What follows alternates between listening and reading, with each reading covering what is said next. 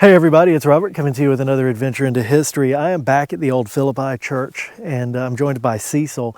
Now previously we came out to this church based on a memory that I had, and it's something that Cecil had heard, that there was an additional cemetery that's connected to this church. Now behind me here you have this cemetery that's relatively well maintained, and this is where the church members are buried.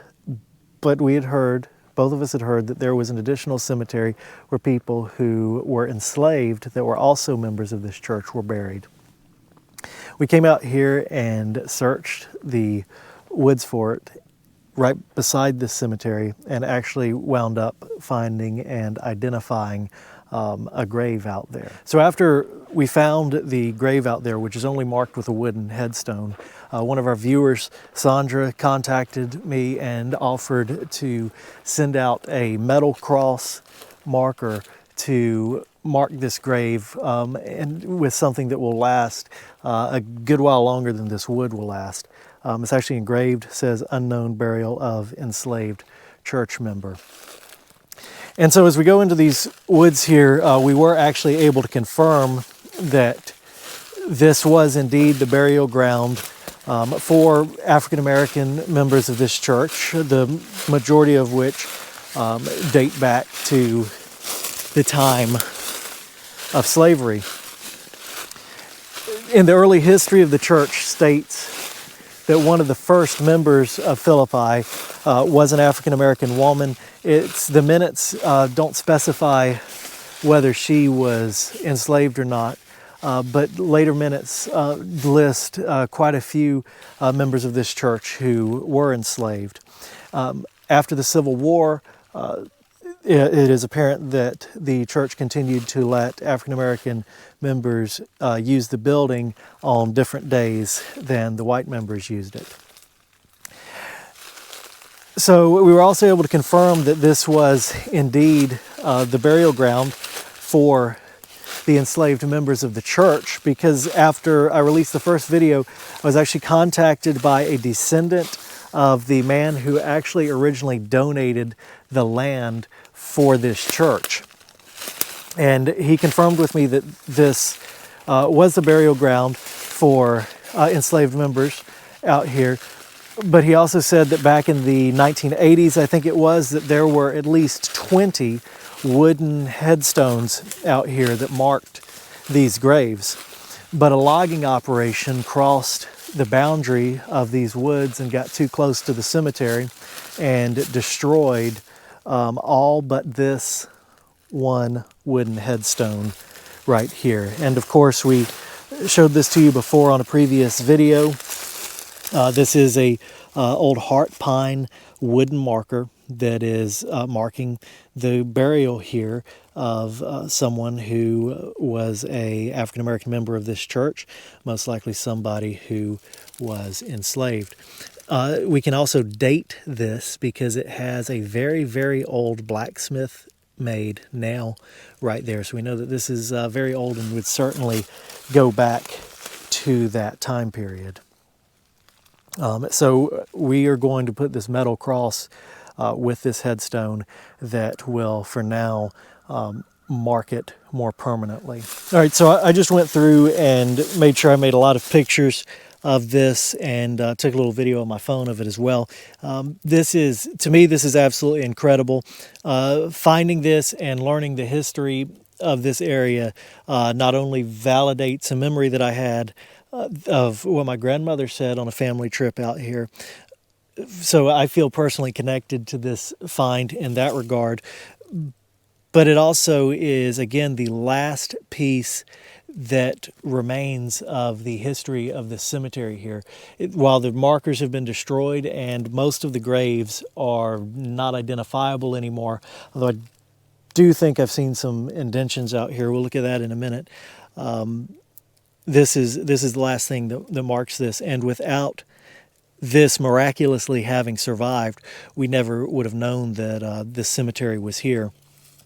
So again, we've got this great metal marker that Sandra donated to us, and so it's going to be placed here right in front of this wooden marker. And I think that that's absolutely beautiful and will help continue to preserve this place.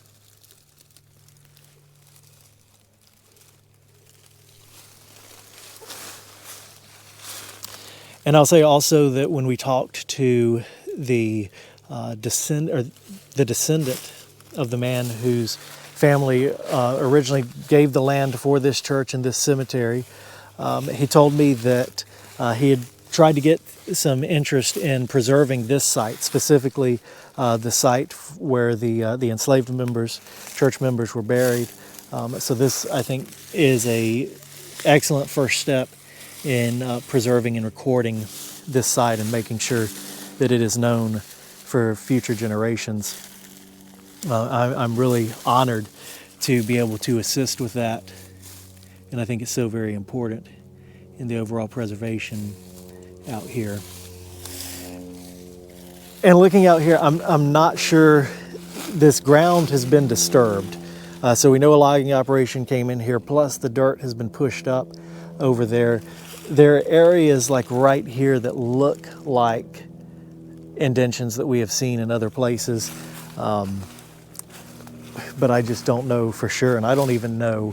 You couldn't probe to confirm a grave out here. Everything's soft sand out here. Yeah, and ground penetrating radar would be very difficult, I think, to run in here due to all of the trees and the overgrowth. Plus, it's very, very expensive. But we know that there were at least 20 of these wooden markers out here.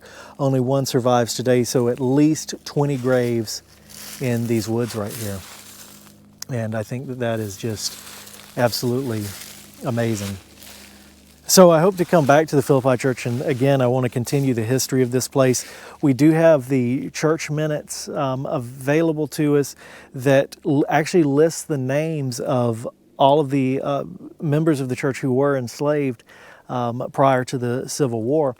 So even though we don't know who is buried out here, we will have names of people who are likely to have probably been buried out here. Maybe if there's any kind of record of funerals of that kind happening out here as well, that would be neat to find. Another thing to throw in there too is this is again, it's very sandy soil, so if logging trucks did come through here or logging equipment did come through here, the soil is very easily disturbed, which could lead to stuff that maybe looks like an indention and is not. Also could easily have erased any indentions out here.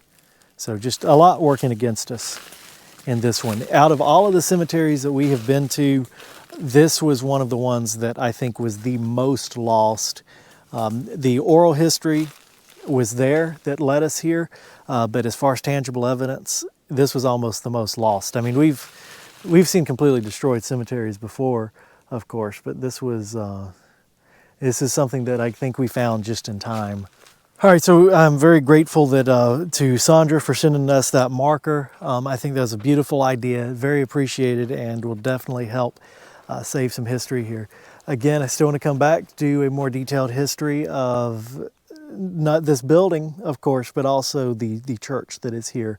When we talk about the church a lot, we think about the building, but the history of the church dates all the way back to 1835, and this is a building that's from the late 1800s to early 1900s, so it's got a deep history that we can both see but also can't see.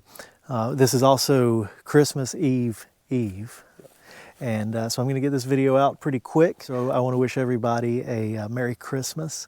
And again, a big thank you to Sandra for that marker. And we want to give a big shout out to everybody that has supported Adventures into History and our mission throughout this year. And we look forward to next year. And don't go anywhere, because we got another Christmas message for you.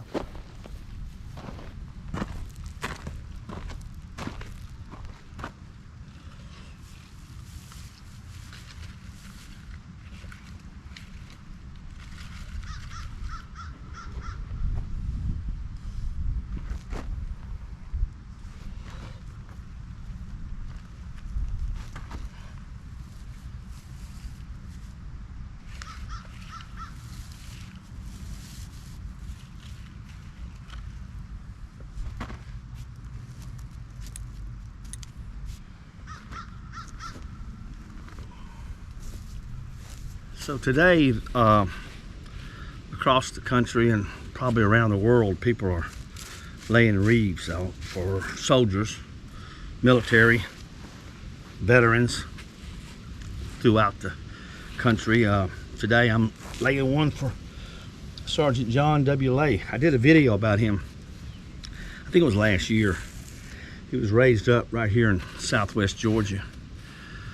Joined the service well before Pearl Harbor. He was a corporal already in the armored unit, and he was killed in action as his unit moved into Germany fighting the Nazis. And so I thought it'd be appropriate to get him a wreath brought out here, since down here in the southwest Georgia there haven't been many. I haven't seen a wreath laid by any of those organizations in this particular cemetery. We're in Terrell County. It's December, and it was cold. It was cold this morning, starting to warm up right now. But anyway, Sergeant Lay was raised up just a couple of miles from here, the way the crow flies. Matter of fact, in that direction right there. And he went to school. Used to be a school right over here. It's been gone for, gosh, many years.